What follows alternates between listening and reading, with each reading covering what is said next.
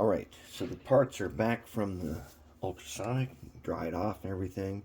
What we got to do now is give some consideration to, we have to fix up this paint job. And so the way it's looking right now is something like this. See if you can get down here and see this better. Okay. Okay, it's not terrible, but it's not as cool as we go over here looking at this video. It says Howard Zane's Shay locomotives.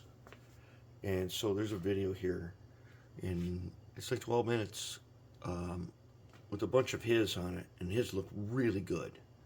And I really like that, and I want to do this one. I want to make this one look just right. Now, this looks like it's silver, but then it's all blackened. I had seen some Shays on a layout, a logging railroad, where they were all basically completely brown. Dark camouflage brown like we like to use sometimes. And I thought, okay, well, that's the way you do it. Until I went ahead and looked at his, and his look much better. So what we're going to do first is this. We're going to take...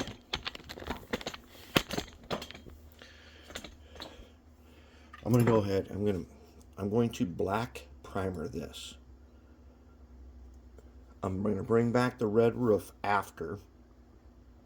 I'm going to do this cab interior in that pukey teal that we like, and that may not be prototypical for a Shay, but what it will do is it will, I like to be able to sort of see in the window when I'm looking at, to see what's in there. Like, what if I forget in the future that there's a DZ123? Or what if I forget that this motor is probably the motor I'm going to use for it? This little FK130 single shaft 24 volt. And I'll tell you some interesting stuff about this underframe too. So here's the central gearbox. Alright, so it fits up through here. It goes like that. And the old Pitman fits right there like that. Now, I'm like, oh no, I'm going to have to mill this off of here. When actually, I don't have to, because that shaft on that central gearbox just so happens to be, when you screw it in place, it's offset. Which means that this motor, being same specs in position of everything, matches up perfect to that central gearbox. And I'm going to use a piece of silicone hose right there to attach them. Since it doesn't have to move, I can make it actually pretty straight and a little bit snug, and that'll be really good. I've already broken in the motor, so that's ready. We're going to go ahead and we are going to fix up all of this paint job here. And then this cylinder is black on those ones of Howard Zane's.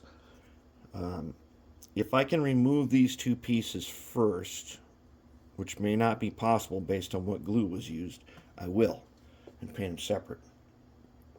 And then I'll check around and see if they really are silver. I'll make them silver again.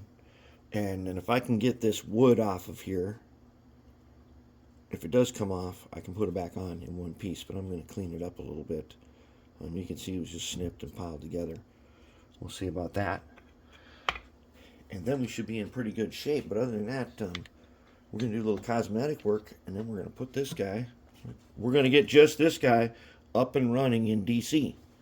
And hopefully, with a little good red lithium and the motor, we should have a drastic change in sound and smoothness of this locomotive.